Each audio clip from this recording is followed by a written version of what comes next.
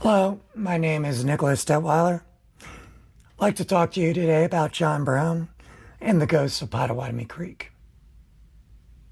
There's two things I'd like you to know about John Brown. He was a terrorist, became a martyr, and he's my hero because he did so. Supplementary, he was a redeemer of the soul of our nation from our sin of slavery, United States' own God-given son. Having grown up in this country, I find it difficult not to judge along the standards of Christianity. Along those lines, despite his terrorism, he's most worthy. So let's hear the story of John Brown, his descent into terrorism, his rise into martyrdom. The immortality of truth came from his death. Brown's descent into terrorism was a result of bleeding Kansas, which in turn was a result of the Kansas-Nebraska Act. This act reopens Kansas to slavery. Stephen Douglas and Andrew Butler passed the act in order to forestall the conflict among anti-slavery, pro-slavery politicians. What the act did set Kansas up for bloody turmoil. By allowing the question of slavery to be decided by popular vote within the territory, Douglas and Butler paved the way for politically motivated settlers to settle in Kansas and be ready to fight. John Brown's sons were among them. Now, the first territorial elections in Kansas saw massive fraud. Most of it likely came from Missouri. It's well documented that Missouri settlers who were in favor of slavery in Kansas saw opportunity in the upcoming elections and much incentive to see Kansas become a slave state. They miscalculated the nation's distaste for election fraud, and their legacy was one of pain, strife for Kansas. Notable example of this is Sheriff Samuel Jones. On Election day, Jones led a raid to steal the ballot box of Jackson County, was in turn appointed sheriff of the same county. On the other side of Jones, it meant like Amos Lawrence, established the city of Lawrence to be a bastion for anti-slavery settlers in Kansas. Now, in 1855, outside of Lawrence, an argument that erupted between Franklin Coleman and Charles Dow, after Dow caught Coleman trying to steal lumber from him. This argument ended. Cole shot Dow in the back, shotgun, dead on the spot. Coleman escaped Lawrence for Lecompton, pleaded his case to Sheriff Jones as a like-minded settler, see Kansas be a slave state. Jones's investigation led him to arrest Dow's friend Jacob Branson. Of course, had nothing to do with the murder. Now, as Branson was being transported to Lecompton, he was rescued by residents of Lawrence. Jones's answer to this was to mass a small army of Missouri border ruffians, loaded up on liquor to assault Lawrence. At this point, the violence that had erupted convinced John Brown to come to Kansas. He made it his mission to defend the residents of Lawrence from men like Sheriff Jones. This conflict can be referenced as the Wakarusa War, though it only saw a single casualty. It came to a conclusion when the territorial governor Robinson worked out a deal with the residents of Lawrence, like the future Governor Shannon, and that was likely a relief to many, but it was not for John Brown. He felt that Jones was not the man to go home empty-handed. He was right. Less than 6 months later, Jones returned, served his warrants, and was again rebuffed. On his exit from town, he was shot in the leg, but survived. Incident provoked an even larger support group to amass behind him and return to the town. This time, critical defenders like John Brown, his sons, were not at Lawrence. The following day, Charles Sumner was almost beaten to death in the Senate. Sumner was one of a few abolitionist senators given a speech entitled Crimes Against Kansas, where he called out men like Stephen Douglas, Andrew Butler, specifically for the trouble that they brought to Kansas. Now, Butler's relative, Preston Brooks, almost beat Sumner to death, metal-handled cane, after he was advised by a friend that dueling was only for gentlemen. Sumner was no gentleman, in their estimation.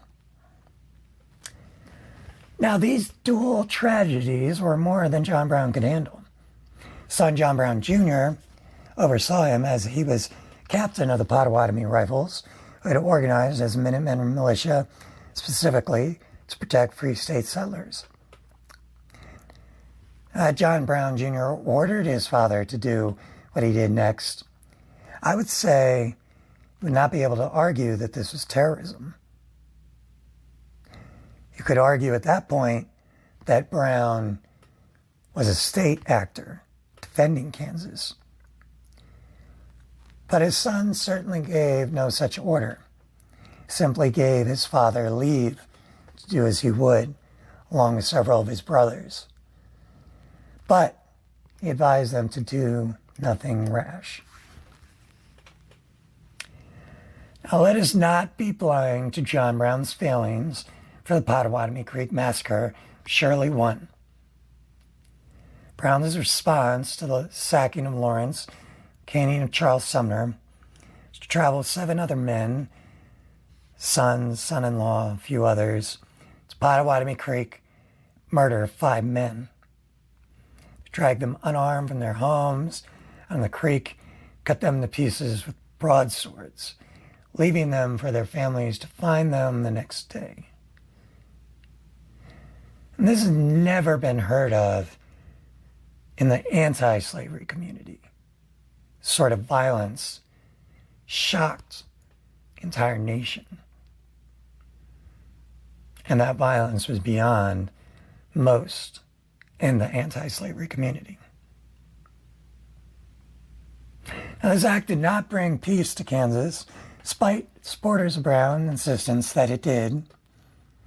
It was immediately followed by a raid on the settlements of Pottawatomie and Brown Station. And Lawrence was a long way from seeing the true depths of inhumanity. Came with Quantrell's massacre of Lawrence. Saw 150 deaths of unarmed civilians. Many of those civilians had been disarmed by Jones when he sacked Lawrence. I want to emphasize terrorism is only good for terror. Brown became endeared to many in Kansas, no doubt, because he risked himself, his family. He made a choice, right or wrong, to do something rather than nothing. It's hard not to respect such a man who fights for you. But this is ultimately what leads to greater suffering. Had this proved to be the best of Brown, never would have honored him as we do. Brown's violence polarized the anti-slavery community. Men like William Lloyd Garrison published the most read abolitionist newspaper, openly condemned Brown and his violence. But what Brown proved was that he could transcend. After Kansas, Brown made it his mission to lead an insurrection against the United States. He would take the armory there, escape into Appalachia, amass an army of freed slaves who would liberate the United States. Now, for a historian concerned with the freedom of slavery, it's difficult not to romanticize Brown's vision. There's something inherently romantic about it.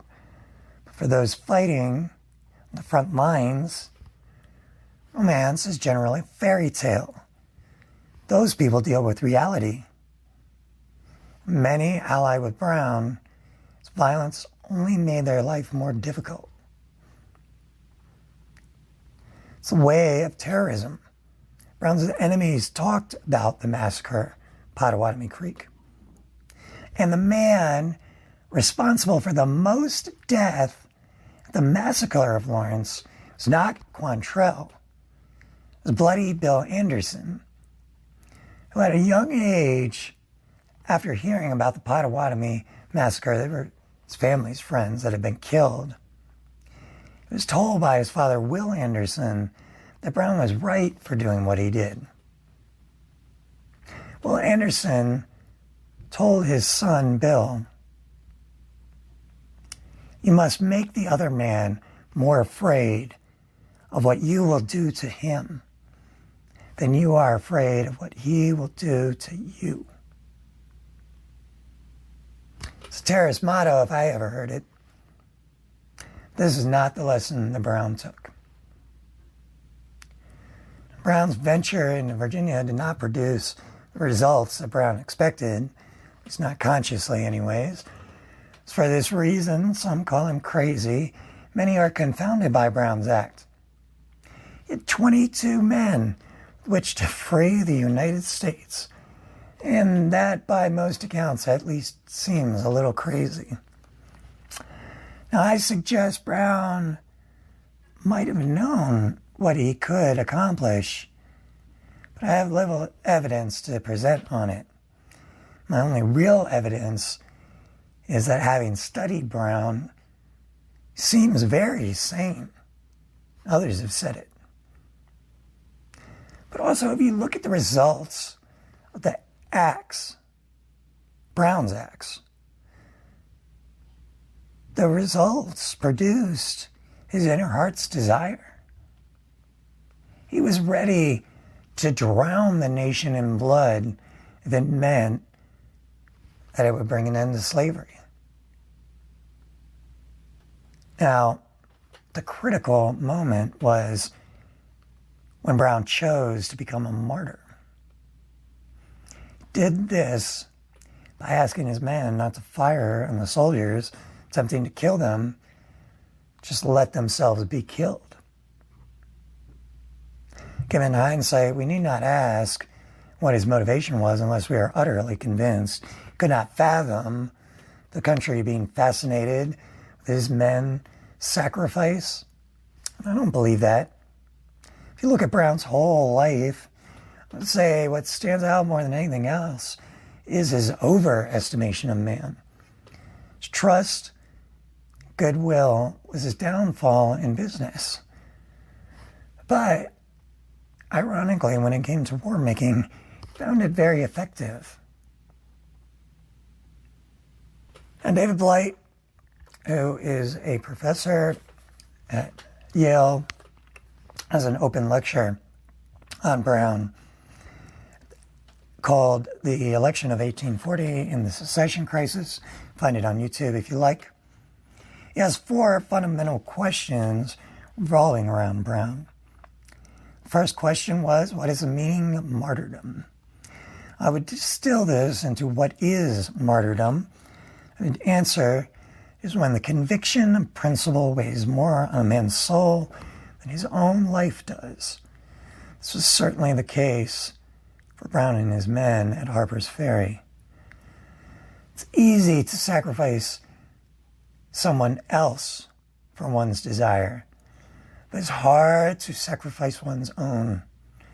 This is precisely what Brown would do. This is why we sing John Brown's Body. It's a rendition, the Battle Hymn of the Republic. But it was rewritten to honor John Brown during the Civil War. We sing it to this day, even when we don't know who it's for. Now, Blight's second question was, how do we deal with revolutionary violence? I'm not sure if he meant, how should we handle revolutionary violence in general? Or how should we handle it if that violence is righteous? Now, for the latter, I would say, the question is not how do we deal with revolutionary violence. The question is, how does that violence deal with us? Generally, though, given that the violence is not righteous, I'd say the answer is, as we must. However, this answer does leave open the next question that he asks. When is it all right to violate human law for a higher law? This is how you would answer the question, is the violence righteous or not? If it is righteous, then it would seem like it adheres to a higher law. This is the only question I have a really tough time answering. When is it all right to violate human law for a higher law? My only answer is that it's only all right if you have no other choice. My only faith is that the accounting for this only works out. It's God and God alone doing the accounting. But again, my Christian faith slips through. Now, Blight introduced his last question with the statement, Brown was a white man, killed other white men to end slavery. And he followed that statement by suggesting many black students he had taught thought that Brown was black. To this day, he needs to convince people that Brown was white. Now, I'm not exactly sure what the question there is, but what I'm inferring is that the question is, does it matter that Brown was white? Now, if that's his question, I think Blight lost Brown's point, which is there's no such thing as a white person or a black person. We are all people, period. If we could stop believing the myth of racial social construction, then the answer is clearly that Brown was not a white person. He was just a person.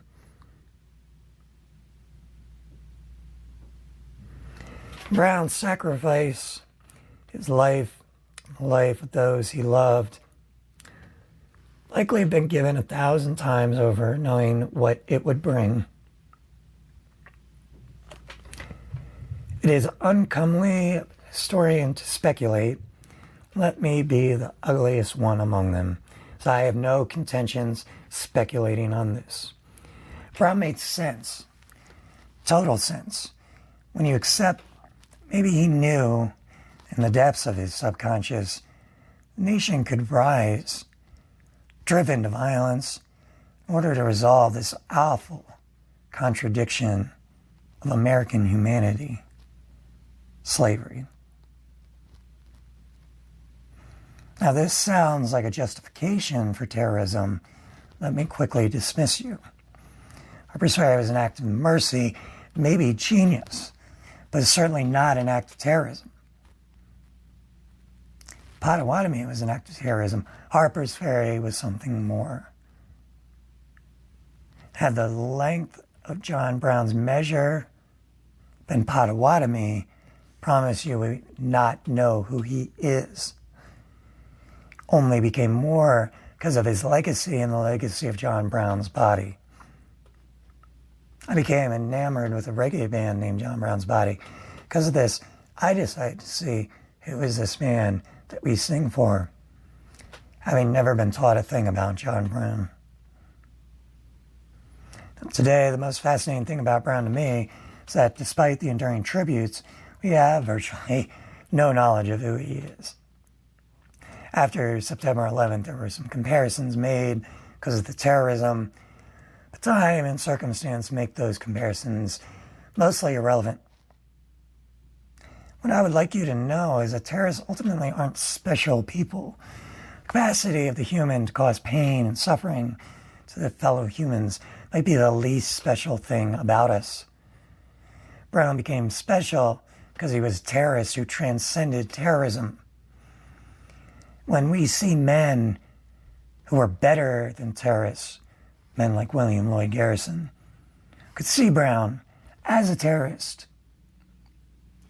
then they saw him become more. They loved him for that. We can too. That's why we sing.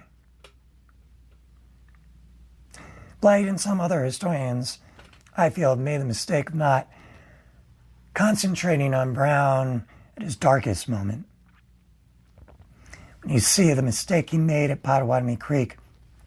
You see that Harper's Ferry was his redemption. I mean, see how he failed Kansas. Might have seen how he could rise to serve the nation. He certainly did so. I want to close with a quote from Frederick Douglass. He's one of Brown's closest friends and confidants. Douglass had been invited to participate at Harper's Ferry, sacrifice that need not have been made. But Douglass knew his weapons were words. After Brown's death, he gave a deeply stirring tribute to Brown, more than one, in fact. But what stood out more than anything for me is when he said his passion, his zeal for my race far exceeded my own. It was as a taper light as to the burning of the sun. I could live for the slave. I could speak for the slave. John Brown could die for the slave. Thank you for your time today. I hope you enjoyed this. Have a good one.